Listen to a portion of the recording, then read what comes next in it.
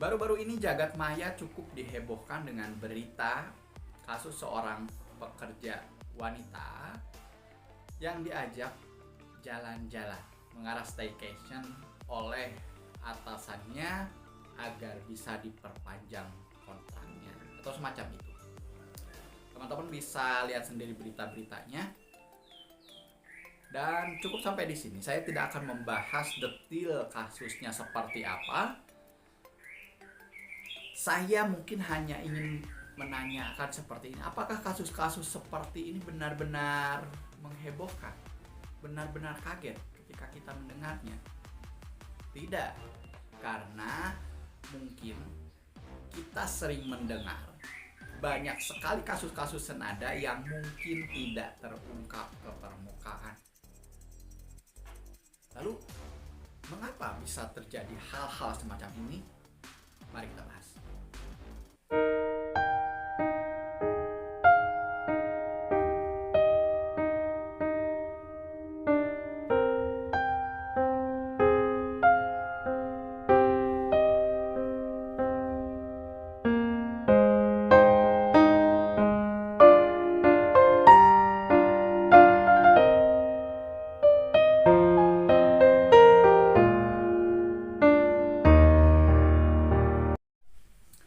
Bulan Mei setiap tahunnya selalu diawali dengan pemandangan-pemandangan dan berita yang selalu senada tentang demo buruh, terus juga tuntutan-tuntutan pekerja, tentang kesejahteraannya yang ingin lebih diperhatikan, tentang gajinya yang ingin dinaikkan, terus tunjangan-tunjangan lain. Nah, oke. Di satu sisi saya mengerti tuntutan-tuntutan dari pekerja ini, dan di sisi lain pernah nggak kepikiran begini, ketika semua tuntutan sudah dipenuhi, gaji dinaikkan tiap tahun, tunjangan sudah benar diberikan, terus juga kesejahteraan ya walaupun masih di standar sejahtera di standar yang hampir sejahtera misalkan begitu, tapi setidaknya sudah dipenuhi. Pernah nggak kita terpikir bahwa bagaimana sih timbal balik kita sebagai pekerja terhadap perusahaan yang sudah memberikan semua itu?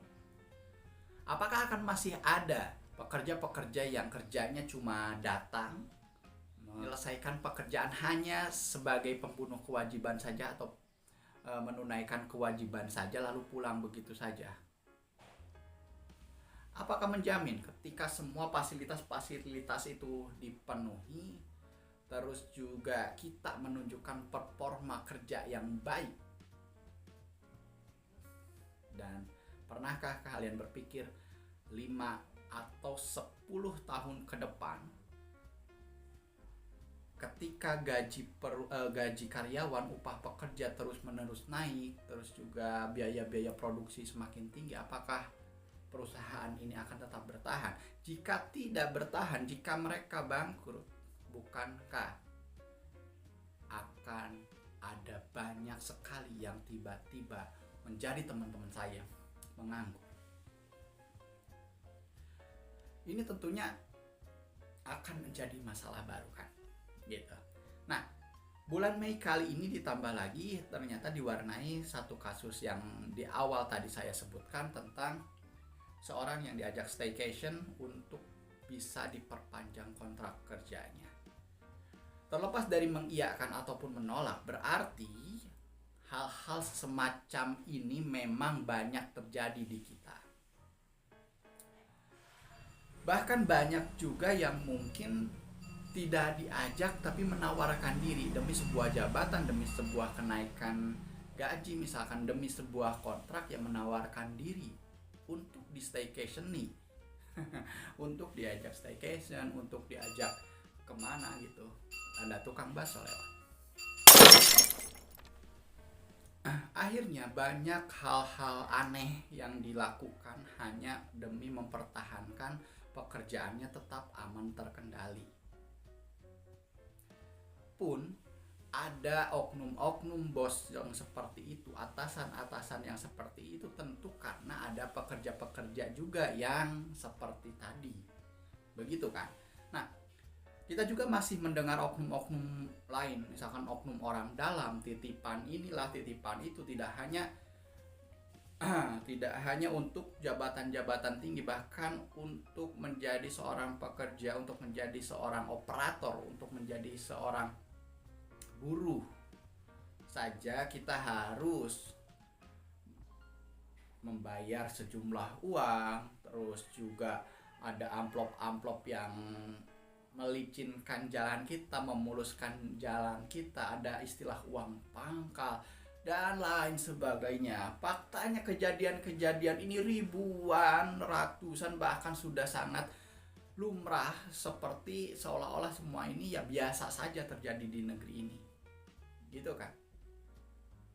Makanya gak heran ketika banyak sekali pengangguran yang semakin tahun semakin bertambah jumlahnya, gitu. Karena praktek seperti ini jelas susah, jelas sulit untuk diberantas. Nah, sebagai pengangguran, dari sudut pandang pengangguran, kami tetap saja dirugikan ketika demo buruh misalkan tentang kenaikan gaji, toh kita tidak terlibat di sana gitu kan. Kita tidak ikut-ikutan naik gajinya, kita tidak tiba-tiba dapat pekerjaan. Terus juga ketika kasus-kasus ini terjadi, ya kita juga semakin jadi korban lagi gitu. Sudah mah kita susah dapat pekerjaan, yang sudah bekerja aja banyak sekali kasus-kasus yang memungkinkan mereka akhirnya keluar dan menambahi jumlah kami sebagai pengangguran, gitu. Sekarang kalau misalkan mau sok-sokan menganalisis gitu, saya akan membahas beberapa poin mengapa hal-hal ini bisa terjadi. Yang pertama, buruknya rekrutmen ataupun buruknya sistem rekrutmen yang ada di kita. Ini hal yang jadi titik awal ketika kita menjaring, ketika kita mencari pekerja. Makanya seharusnya proses ini dilakukan dengan sebaik-baiknya. Artinya perusahaan mencari kandidat-kandidat terbaik sesuai kualifikasi yang mereka inginkan. Namun demikian sejak awal pun kualifikasi yang mereka tentukan juga cenderung semu. Contoh, banyak pekerjaan yang sebenarnya lebih cocok dikerjakan oleh lelaki, tetapi karena ada pemikiran lain bahwa pekerjaan tersebut bisa dilakukan perempuan, dan dengan pertimbangan cewek mah misalkan tidak banyak berontak, cewek mah nurut dan lain sebagainya, akhirnya yang harusnya ditempati cowok jadi kriterianya berubah jadi cewek misalkan. Makanya banyak calon pekerja cowok, ini curhat ya, calon pekerja cowok yang lebih sulit lagi mendapatkan pekerjaan karena pos-pos yang dulunya diisi oleh cowok sekarang berganti jadi cewek. Dan dalam proses rekrutmen ini juga seringkali si perekrut itu hanya memberikan seleksi-seleksi yang template yang sudah ada sejak turun-temurun dari zaman sebelum-sebelumnya misalkan. Tidak pernah berpikir bagaimana dia menyeleksi karyawan dengan caranya sendiri supaya mendapatkan pekerja yang memang benar-benar berkualitas. Jarang sekali mendapatkan rekrutmen yang mempersiapkan semuanya sendiri, bagaimana dia menyesuaikan antara budaya perusahaan, visi misi perusahaan dengan karyawan yang ia comot, yang ia pilih begitu. Jadi di proses rekrutmennya aja sudah bermasalah, belum lagi ketika ada titipan-titipan orang dalam lah, terus juga ini mah saudaranya si bos, ini mah saudaranya atasan. Nah, ini berlanjut ke jenjang berikutnya ketika ada pemilihan atasan-atasan, itu pun dilakukan dengan cara yang sama, bukan menyeleksi kompetensi, tetapi menyeleksi kedekatan, menyeleksi titipan siapa, menyeleksi ini dekat siapa, ini rekomendasi siapa. Berikutnya nyambung ke poin yang kedua yang ingin saya bahas di sini. Sekarang kita mengalami krisis pemimpin. Banyak pemimpin yang menempati jabatan-jabatan manajer, direktur dan lain sebagainya. Mereka yang punya jabatan tetapi mereka tidak punya kemampuan. Harusnya ketika mencari pemimpin, kita melihat secara etikanya, yang kedua juga intelektualitasnya, baru mungkin yang ketiga ya skillnya. Tapi jelas dari awal rekrutmen saja sudah tidak jelas gitu. Makanya ketika mencari manajer, mencari direktur dan lain sebagainya juga ya tidak jelas gitu. Makanya kita banyak sekali mendapatkan pemimpin-pemimpin yang hanya ingin terlihat bekerja, dia merasa pinter sendiri, merasa benar sendiri, merasa menang sendiri, merasa kerja sendiri, lalu lapor ke atasannya begini, begitu, padahal tidak melakukan itu. Nah, akhirnya yang terjadi ya kita tidak punya atasan, tidak punya bos-bos yang memang berkompetensi.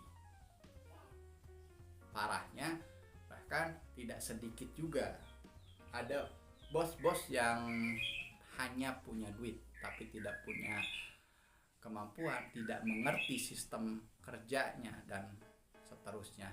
Oke, yang ketiga yang ingin saya bahas di kesempatan ini, kita tidak punya sistem penilaian yang baik dalam perusahaan. Itu yang ketiga yang saya bahas, yaitu sistem penilaian kinerja kita. Sebagai bawahan kita langsung dinilai oleh atasan. Dan berarti mutlak keputusan atasan inilah yang akan dijadikan pedoman atau pegangan untuk menentukan nasib kita, misalkan kontrak kerja, terus juga penilaian baik buruknya kinerja kita dan lain sebagainya. Bahkan untuk kriteria kenaikan gaji juga ditentukan oleh si atasan ini. Sementara si atasan ini tidak ada kontrol yang bisa memastikan kinerjanya benar gitu kan. Terkadang kan langsung sama bosnya, langsung sama ownernya. Sementara owner ya nggak akan ada waktu untuk melakukan penilaian seperti ini. Ini yang jadi masalah nih. Sementara tadi pengangkatan atasan ini juga di tingkat media ke atas ya, di tingkat menengah ke atas ini, itu kan banyak sekali hal-hal yang tidak benar cara pengangkatannya, entah itu dari rekrutmen yang tidak benar atau juga dari titipan-titipan atau bawaan-bawaan yang kita tidak tahu kualitas kerjanya. Dan mungkin mereka terlihat luarannya berkualitas tapi tidak punya etika yang baik dan tidak punya intelektual yang baik juga. Jadi ini 3 hal yang menurut saya ini menjadi penyumbang mengapa hal-hal ini terus saja berulang, karena dari awal rekrutmennya nggak benar dan juga perubahan posisi, kenaikan jabatan dan lain sebagainya nggak benar. Terus juga yang kedua tadi itu yang memang kita tidak punya sosok pemimpin yang baik di perusahaan. Terus juga yang ketiga tidak ada sistem penilaian yang baik. Itu yang ingin saya bahas pada kesempatan kali ini. Semoga untuk kasusnya bisa segera terselesaikan, dan kasus-kasus lain saya rasa pastinya di setiap kota, di setiap tempat kerja pasti ada hal-hal yang semacam ini. Entah seberapa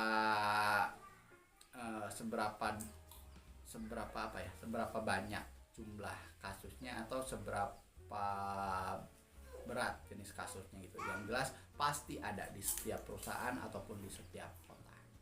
Oke, itu saja Semoga hal ini tidak secara langsung mempengaruhi jumlah pengangguran di negeri sipil ini, karena semakin banyak yang menganggur, semakin banyak teman saya gak enak. Terlalu banyak teman juga tidak enak. Oke, sampai jumpa di cerita pengangguran negeri sipil berikutnya. Saya Aja ini, sampai jumpa.